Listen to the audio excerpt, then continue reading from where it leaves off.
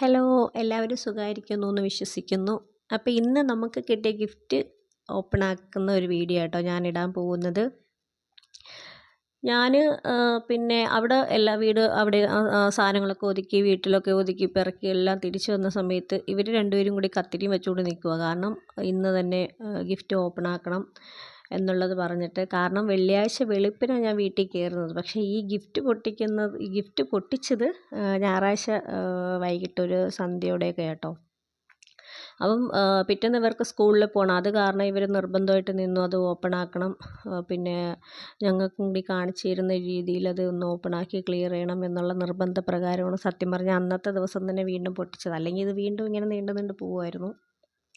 വേറൊന്നും കൊണ്ടല്ല, സമയം ഇല്ലാത്തത് കൊണ്ട് തന്നെയാണ്. കാരണം അവിടെ ഒതുക്കലും പറക്കലും ഇവിടെയും അതുപോലെ തന്നെ വീടൊക്കെ ഒഴിയുന്ന സമയത്തും ഒരു വീട്ടിൽ കയറുന്ന സമയത്തിൽ അത്യാവശ്യം നമുക്ക് ജോലി ഉണ്ടാവും.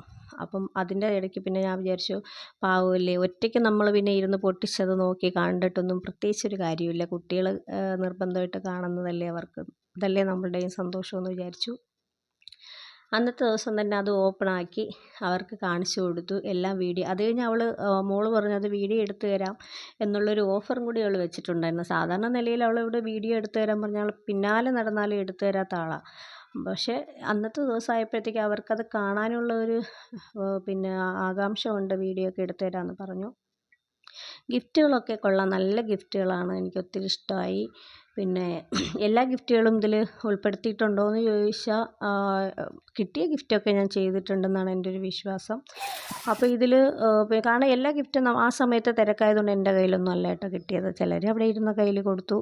പിന്നെ എൻ്റെ കയ്യിൽ തന്നവരാണെങ്കിൽ ഞാൻ അന്നേരം തന്നെ ബോക്സ് നമ്മൾ ഓപ്പൺ ആക്കില്ലല്ലോ, ആ കവറോട് കൂടിയല്ലേ നമ്മൾ കൊണ്ടുവന്ന് അവിടെ വെക്കുക. അപ്പോൾ അങ്ങനെ വെച്ചതുകൊണ്ട് ആരെന്തൊക്കെ കൊണ്ടുവന്നു എന്നുള്ളതൊന്നും ഒരു പിടുത്തമില്ല. ചില ആൾക്കാർ സ്റ്റിക്കർ പിന്നെ മീതെ എഴുതിയിട്ടുണ്ടായിരുന്നു. അതുകൊണ്ട് നമുക്ക് അങ്ങനെ എഴുതിയിട്ടുള്ളതൊക്കെ നമുക്ക് അറിയാൻ പറ്റിയിട്ടുണ്ടായിരുന്നു ഇന്ന ആൾ ഇന്നത് കൊണ്ടുവന്നതാണെന്നുള്ളത്.